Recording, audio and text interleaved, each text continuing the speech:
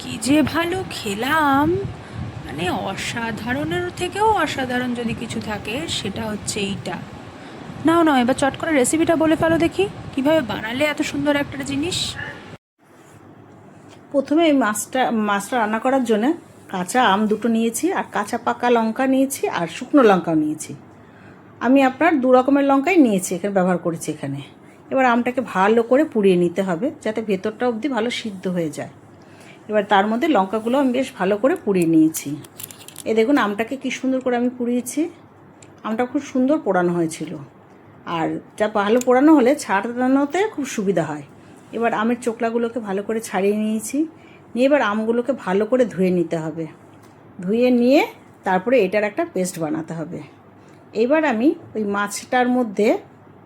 মাছটা ভালো করে ধুয়ে নিয়েছি, নিয়ে তারপরে এবার এই পেস্টটা বানাবো। পেস্টটা বানিয়ে এবার ওই মাছের মধ্যে আমি এই পেস্টগুলো মেশাবো।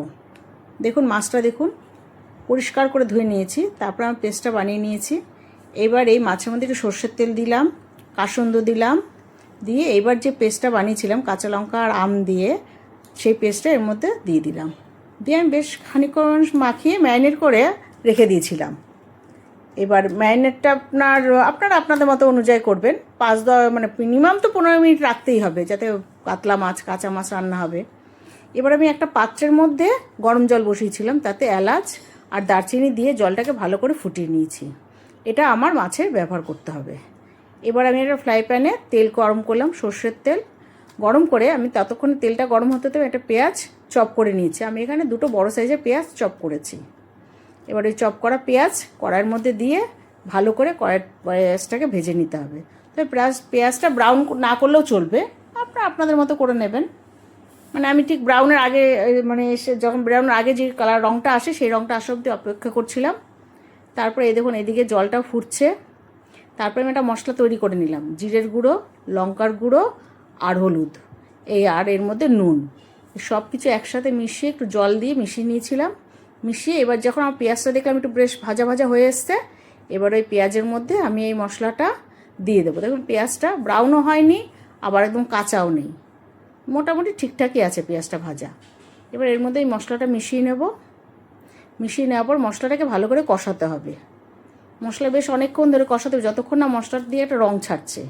এবার এই রঙটা ছাড়ার পরে এবার মাছগুলো সুন্দর করে আমি এর মধ্যে সাজিয়ে দিচ্ছি এক এক করে।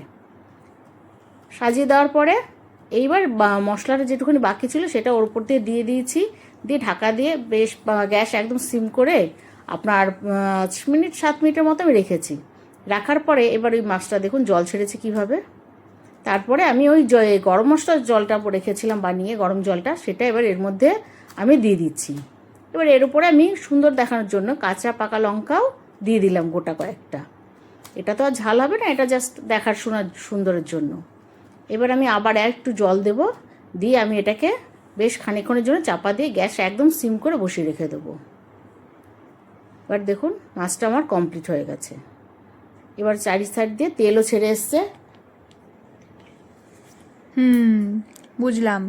রেসিপিটা তো দারুণ হয়েছে, মানে সবার সাথে শেয়ার করলে না করলে এটা আমাদের অন্যায় হতো। তো যাই হোক, সবাই অবশ্যই বাড়িতে কিন্তু এটা ট্রাই করবেন, না খেলে কিন্তু বিশাল মিস যাবে।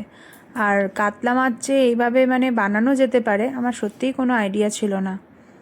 দারুণ লেগেছে রেসিপিটা। এটা এটা যে কোনো কিছুর সাথেই এটা খাওয়া যেতে পারে, মানে যে কোনো কিছু বলতে গরম ভাতের সাথেই এটা ভালো লাগবে বেশি। তো রুটি বা আদার্স কিছু দিয়ে এটা সেভাবে ভালো লাগবে না, কিন্তু গরম ভাত দিয়ে যে এটা কিন্তু মানে দারুণই লাগবে, এটা আলাদাই মাত্রা আসবে।